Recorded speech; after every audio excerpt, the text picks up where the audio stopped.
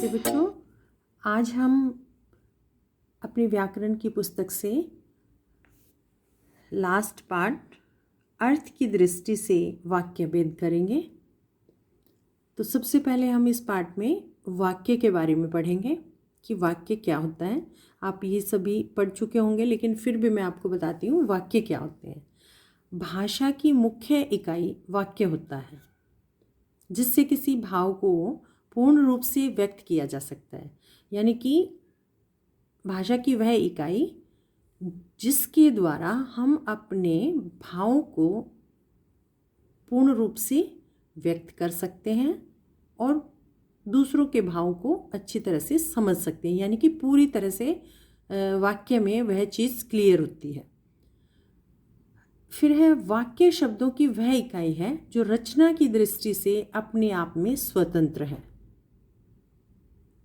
वाक्य किसी विचार, भाव या मंतव्य को पूर्णतया प्रकट करता है। यानी कि कोई भी वाक्य है, सेंटेंस है, वह अब एक वाक्य है जो वो अपनी बात को पूर्ण रूप से प्रकट करता है, तभी वह वाक्य कहलाता है। अगर वह अपने विचार को या अपनी बात को क्लियर नहीं कर पा रहा है तो उसे हम वाक्य नहीं कहेंगे। उसके बाद है सार्थक शब्दों का ऐसा व्यवस्थित समूह जो पूरा आशय स्पष्ट करता है। आशय से अभिप्राय है उस बात का मतलब स्पष्ट करता है कि इसमें क्या कहा जा रहा है, वह वाक्य कहलाता है। वास्तव में एक सार्थक विचार व्यक्त करने वाले पद समूह को ही हम वाक्य कहते हैं। जैसे रमेश 8वीं कक्षा में पढ़ता है, तो ये एक सेंटेंस है, वाक्य है। इसमें पूरा क्लियर बताया गया है कि रमेश 8वीं कक्षा में पढ़ता है। तो यह एक बात जो है पूर्ण रूप से स्पष्ट है। उसके बाद है किसी भी वाक्य में कर्ता या क्रिया का होना अनिवार्य है। यानी कि जो भी वाक्य है उसमें कर्ता जो काम को करने वाला है और क्रिया जो काम किया जा रहा है, वो दोनों चीज़ें होनी जरूरी है, तभी वाक्य पूर्ण होगा। कर्ता और क्रिया के आधार पर वाक्य के 2 घटक माने जाते हैं, जैसे उद्देश्य और विधेय। तो उद्देश्य में वाक्य में जिसके बारे में कुछ कहा जाए उसे उद्देश्य कहते हैं। यानी कि कोई वाक्य है, उसमें किसी के बारे में किसी उद्देश्य को, उसके बारे में कुछ कहा गया है, उस उद्देश्य को उसे उद्देश्य कहते हैं। उसके बाद विधेय, वाक्य में प्रयुक्त उद्देश्य के बारे में जो कुछ कहा गया है। यानी कि वाक्य में जिसके बारे में कुछ कहा गया है, कहा जाए, उसे उद्देश्य कहते हैं। और वाक्य में प्रयुक्त उद्देश्य के बारे में जो कुछ कहा गया है उसे विधेय कहते हैं। जैसे एक एग्जाम्पल है, आप उससे देखिए। जैसे रोहन किताब पढ़ रहा है, तो रोहन इस वाक्य में उद्देश्य है, यानी कि रोहन के बारे में बताया गया है। फिर उद्देश्य है रोहन। फिर रोहन क्या कर रहा है? रोहन क्या कर रहा है? किताब पढ़ रहा है। तो जो किताब पढ़ रहा है उसे हम विधेय कहेंगे। तो अब आपको क्लियर होगा कि उद्देश्य जो है इस वाक्य में रोहन किताब पढ़ रहा है, यानी कि रोहन इस वाक्य में उद्देश्य है। और उद्देश्य के बारे में जो कुछ कहा गया है वह विधेय है। जैसे रोहन किताब पढ़ रहा है, तो किताब पढ़ना विधेय है। अब हम पढ़ेंगे वाक्य के भेद। वाक्य के भेद एक है रचना की दृष्टि से, दूसरा है अर्थ की दृष्टि से।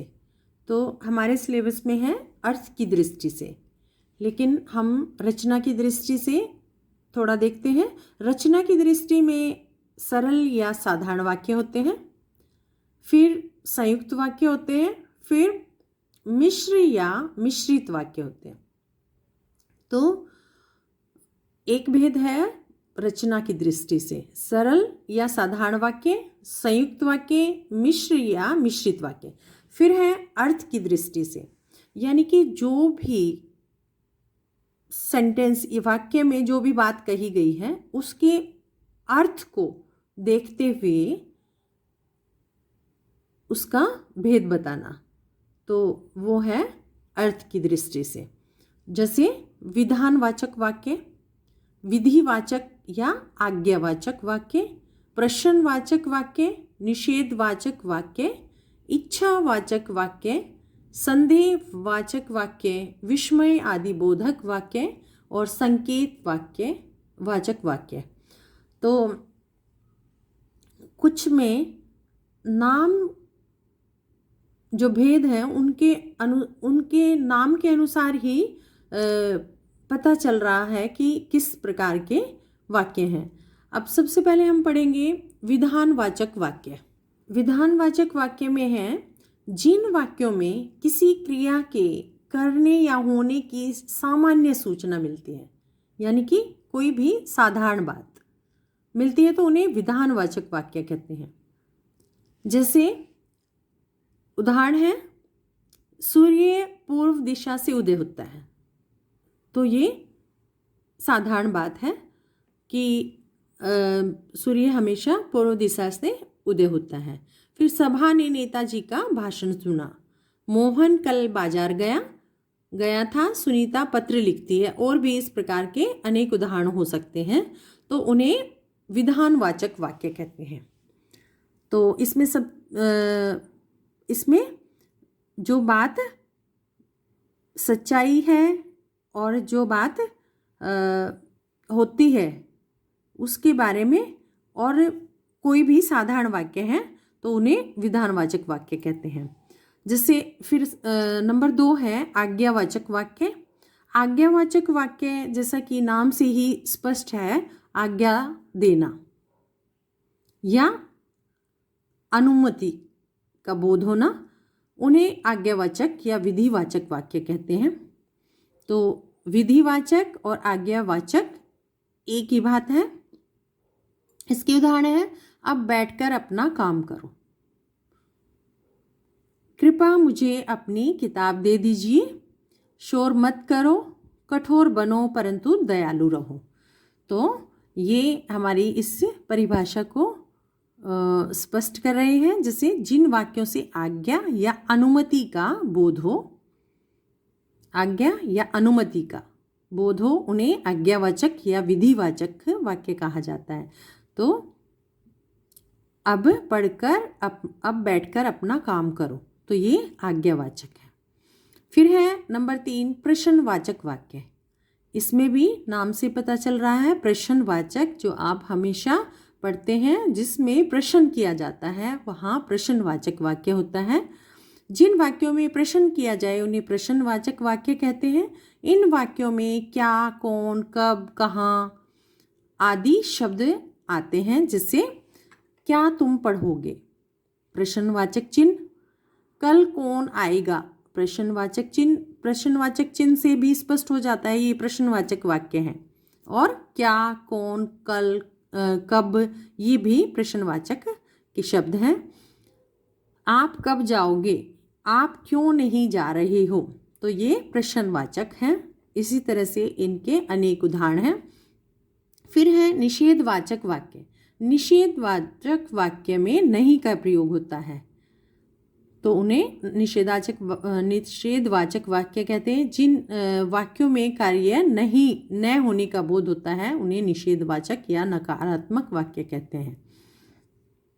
मैं आज नहीं जाऊंगा, छात्रों ने अपना कार्य नहीं किया, मैं झूठ नहीं बोलता, हमें किसी से डरना नहीं चाहिए।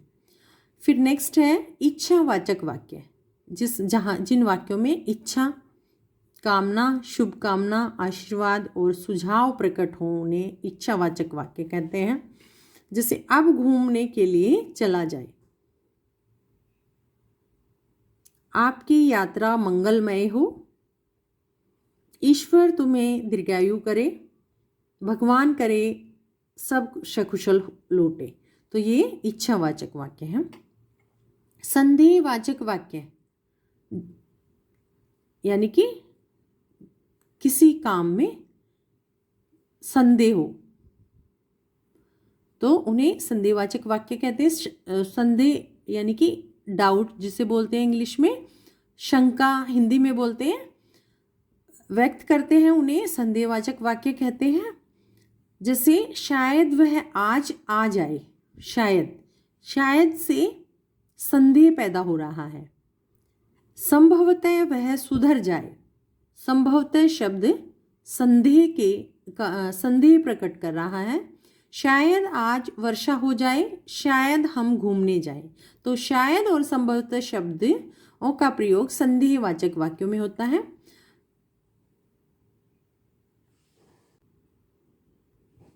उसके बाद है विस्मय आदि बोधक वाक्य। जिन वाक्यों में आश्चर्य, हर्ष यानी कि खुशी, शोक, घृणा आदि के भाव व्यक्त हों उन्हें विस्मय आदि बोधक या उद्गारवाचक वाक्य कहते हैं। जैसे अरे, और ये जो साइन है इसे विस्मय आदि बोधक का चिन्ह है। तो अरे, फिर विस्मय आदि बोधक का चिन्ह लगाएंगे, इतनी ऊंची इमारत, फिर पूर्ण विराम लगाएंगे। तो यह विस्मय आदि बोधक वाक्य है। तो विस्मय आदि बोधक चिन्ह लगाने से हमें पता चल जाएगा कि ये विस्मय आदि बोधक वाक्य है, और आश्चर्य, हर्ष, शोक, घृणा आदि से पता चलेगा कि विस्मय आदि बोधक चिन्ह है वाक्य है। वाह क्या छक्का मारा, तो विस्मय आदि बोधक चिन्ह का प्रयोग होगा। ओ, उसके पिता की दुर्घटना में मृत्यु हो गई। उसके बाद है संकेतवाचक वाक्य। जिन वाक्यों में एक क्रिया का दूसरी क्रिया पर निर्भर होने का बोध हो उन्हें संकेतवाचक वाक्य कहते हैं। इनके कारण शर्त आदि का बोध होता है।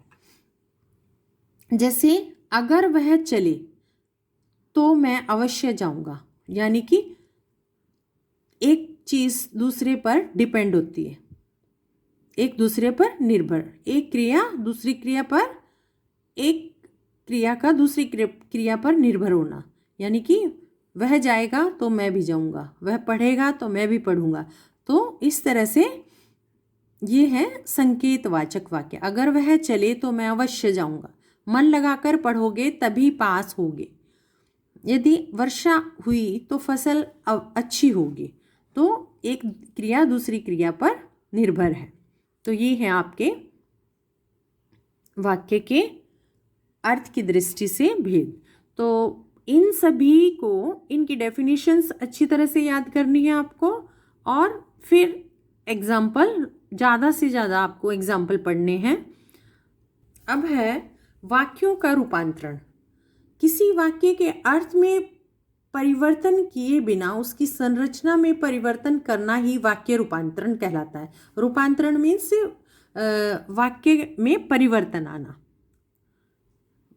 वाक्य के अर्थ में परिवर्तन आना, तो उसे वाक्य रूपांतरण कहते हैं। किसी भी स्थिति में वाक्य के अर्थ में परिवर्तन नहीं होना चाहिए।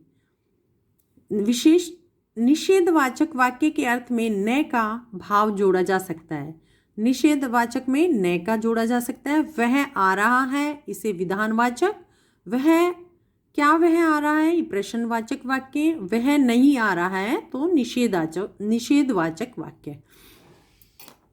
उसके बाद आपकी एक्सरसाइज दी हुई है, कुछ क्वेश्चंस दिए गए हैं जिनके साथ में आंसर भी दिए गए हैं, जिनसे आप अच्छी तरह से प्रैक्टिस कर सकते हैं। तो ये भी मैं आपके इसी एक्सरसाइज के साथ भेज रही हूँ, तो इनको भी आपको पढ़ना है और आपको सारे क्वेश्चंस अच्छी तरह से समझ आ जाएंगे। तो यहाँ तक आपके सारे प्रश्न हैं जिनके आंसर भी साथ दिए गए हैं। तो आप इनको पढ़ के प्रैक्टिस करना, और आपको पेपर में 2 टाइप से प्रश्न पूछे जा सकते हैं। जैसे एक तो आपको सेंटेंस दिया जाएगा, जैसे फॉर एग्जाम्पल प्रेम ने उसका काम नहीं किया।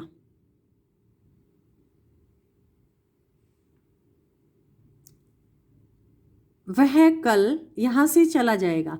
तो इनके लिए दिया गया है आपको प्रश्न, संदेह वाक्य में बदलिए, कि ये जो सेंटेंस दिए गए हैं इनको आपको संदेहवाचक वाक्य में परिवर्तन करना है।